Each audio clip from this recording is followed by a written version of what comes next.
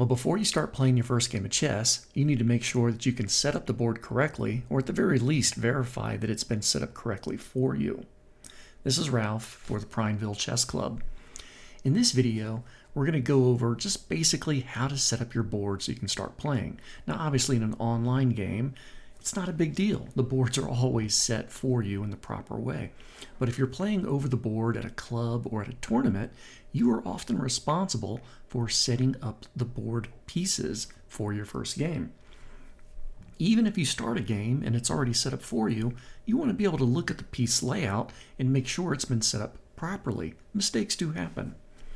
So I've got a blank board here, and first we've got to make sure we're sitting in the right position. Now this board, and many boards, have the letters for the ranks and the numbers for the files, for the columns and the rows. So that makes it a little bit easier. But some boards don't have those. Regardless if they have coordinates or not, the light squared piece, light square, is always going to be in the lower right corner to the player. Same thing if they're black.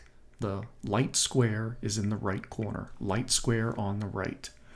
So now we know we're sitting in the right position. Now because this board has letters on them, we can see A, B, C, D, E. This is the white side. Whereas the black side would have H, G, F, starting from the left. Okay, so I'm on the white side. Now I just have to put in the pieces. Now, let's start with maybe the trickier one here, the king and queen. So I'm going to put the white king on E and the white queen on D to the left. When you're on the white side, just go ahead and think white king on the right. Remember, we've already got the little saying white square on the right. Well, now you have white king on the right. King on the right, queen on the left. Perfect. Now let's jump over to the castles or the rooks. Rooks go in the corners. Those are usually always pretty easy to remember. And we can go ahead and do the black side too, get those rooks set up. Now where I often see mistakes is in placing the bishops and the knights. The bishops ultimately go next to the king and queen.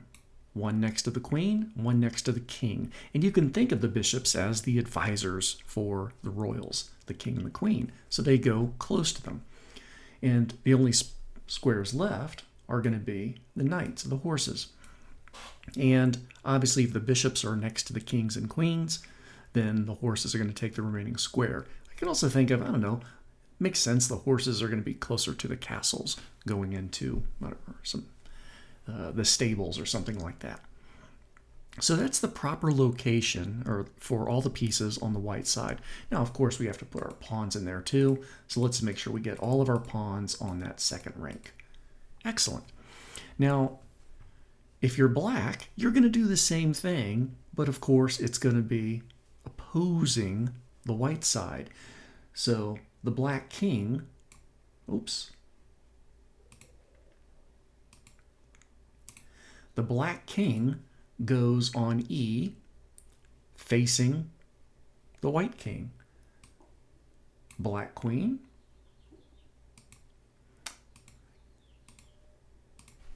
Faces the white queen. And of course, we can put in all the other pieces. The knights go next to the castles. The bishops go next to the royals. And all of the pawns go on the second, or in this case, the seventh rank. And that is setting up the board for play.